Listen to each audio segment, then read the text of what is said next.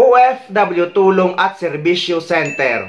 Bagong malalapitan ng mga OFW at ng mga pamilya ng mga OFW, lalo na kapag nangangailangan ng tulong. Kagaya na lang kapag kailangan i-repatriate ang kamag-anak na OFW sa ibang bansa na nakakaranas ng pang-aabuso. Pwede din dito ang scholarship at medical assistance na pinangungunahan ng OFW Party List. Matatagpuan ang opisina nila sa Parañaque City. Tulong medikal at legal at pagkakataon para sa scholarship.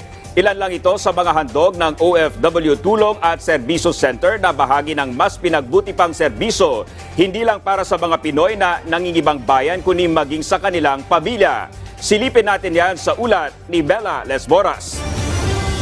Nagsisikap para sa pamilya, nakikipagsapalaran sa ibang bansa, at kung ituring mga bagong bayani. Yan ang ating mga overseas Filipino worker. Mula noon, kinikilala na ng pamahalaan ang mga OFW bilang mahalagang sektor sa lipunan. At dahil dyan, alam nyo bang may mga pasilidad ding espesyal na nakalaan para sa kanila at sa kanilang pamilya? Ang isa riyan, halina't bisitahin natin. Narito tayo ngayon sa OFW Tulong at Serbisyo Center sa Parañaque City. Pero ano-ano nga bang hatid nitong serbisyo para sa ating mga kababayang OFW? Tara, alamin natin, samahan niyo ako. Pinangangasiwaan ng OFW Party List sa pangunguna ng kanilang kinatawan na si Congresswoman Marisa Del Mar Magsino ang pasilidad na ito. Kumpleto ang hatid nilang serbisyo mula sa medical assistance, legal assistance, request for repatriation, scholarship opportunities para sa mga anak o kaanak ng OFWs at iba pa base sa kanilang pangangailangan. Open po tayo Monday to Saturday hanggang 7 o'clock, pero at least minsan umaabot po kami ng gabi. Pero paano nga ba makahihingi rito ng tulong? Bumisita lang sa kanilang tanggapan at sagutan ang form na kailangan. So ito po yung ating membership form, and then ito po yung case history form para po sa repatriation assistance. And then ito po ang ating medical assistance para naman po sa tulong sa mga pampublikong ospital. At ito po yung welfare assistance po, yung iba-ibang klase pong tulong. Ayon kay Congresswoman Magsino, hindi biro ang pagtugon sa pangailangan ng mga OFW. Pero sa dami ng kanilang sakripisyo at mahalagang ambag para sa ating bansa, naaayon lamang na sila'y bigyang pansin ng pamahalaan.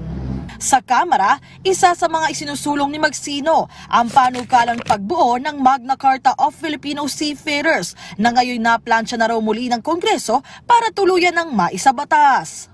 Lalo na po recently, nagkaroon na po ng mga hostaging sa ating mga seafarers dahil po dumaan sila sa Red Sea. Yun nga po, wala pa po tayong Magna Carta for Seafarers. Kinakailangan po ma-identify ano po ba mga benepisyo na makukuha ng ating mga seafarers at ang kanilang pamilya, lalo na po in times of crisis like this. Bukod naman dito, suportado rin ng OFW Party List ang economic charter change na itinutulak ng administrasyon dahil naniniwala silang malaki ang maitutulong nito sa OFW sector.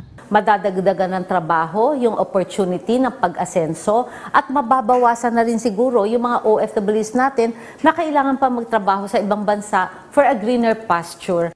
I'm very happy na i-announce po na meron tayong House Bill 7865. Ito po yung anti-illegal recruitment. Recently, there have been numerous cases of illegal recruitment of our OFWs, particularly the Southeastern leading. Medyo okay na ito guys dahil mas malapit sa lahat ng mga taga Maynila kaysa yung OFW Hospital na nasa San Fernando, Pampanga na inuulan naman ng batikos at ng reklamo. Dahil nagsasayang lang daw ang mga OFW ng mga pamasahe papunta doon pero wala namang napapala. Pero wag masyadong aasa sa ganitong programa ng gobyerno.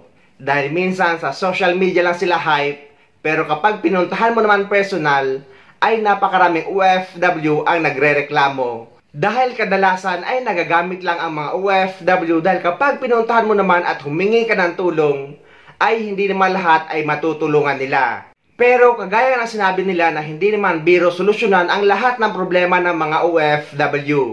Lalo na't hindi lang naman isa ang tinutulungan nila. Pero worth it pa rin subukan guys, lalo na't kung nangangailangan ng agarang tulong ang pamilya nyo sa ibang bansa na nakakaranas ng pang-aabuso.